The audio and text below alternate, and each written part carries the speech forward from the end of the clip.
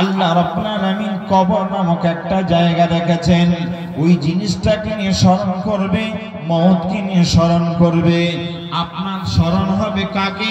না জাহান্নামকে স্মরণ হবে। এগুলো নিয়ে যে লোকটা ভাববে, ওই লোকটার জন্য বলা হলো, ওই লোকটা ভাবতে ভাবতে যখন তার অন্তর কাঁপবে, জানতে হবে লোকটা আসলে মুমিনের খাতায় নাম তুলতে পেরেছে, ওই লোকটা প্রকৃত মুমিন হতে পেরেছে। একবার ভাবেন তো ভাইজান আমার, এখানে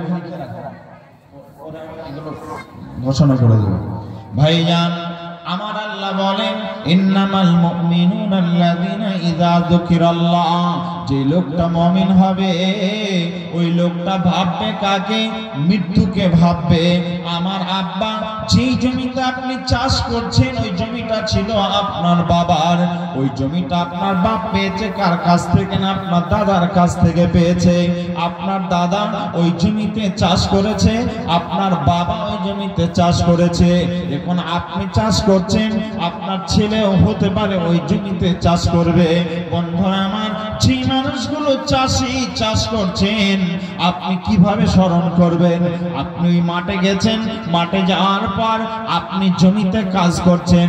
হঠাৎ করে আপনি কাজ করতে করতে আপনার মনে হলো এই জমিটাতে আমার আব্বা তার বাপের কাছ থেকে পেয়েছিল, অর্থাৎ তার বাপ আমার দাদা, আমার দাদু এই জমিটা আমার বাপকে দিয়ে গেছে। আমার বাপের বাপ আমার দাদু এই জমিতে চাষ করেছে। আজকে সেই লোকটা পৃথিবীতে বেঁচে নেই, আমার আব্বা চাষ করেছে, আমার পিতাও আজকে বেঁচে নেই। আমি একদিন চলে যাব। তারা তো এমন জায়গায় চলে গেছে, তাদেরকে কোনোদিন আর ফিরিয়ে আনা যাবে না।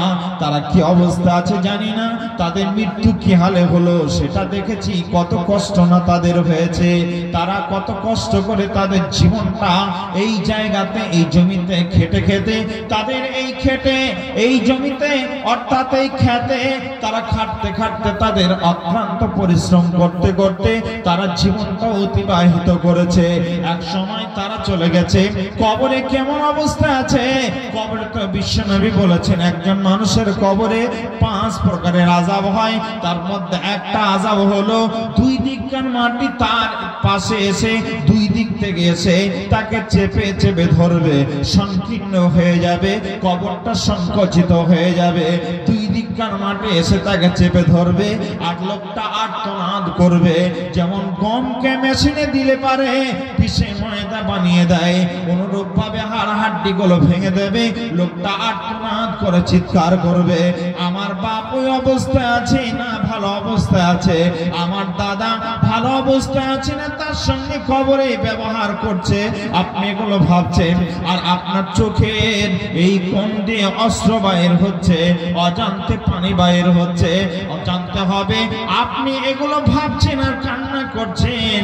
এই কবরের আযাবের কথা আপনি ভাবছেন আর কান্না করছেন, মানে আপনার দিলে আল্লাহর ভয় আপনার দিলে স্থান পেয়েছে, আপনি মুমিন হিসাবে স্বীকৃতি পেয়ে গেলে।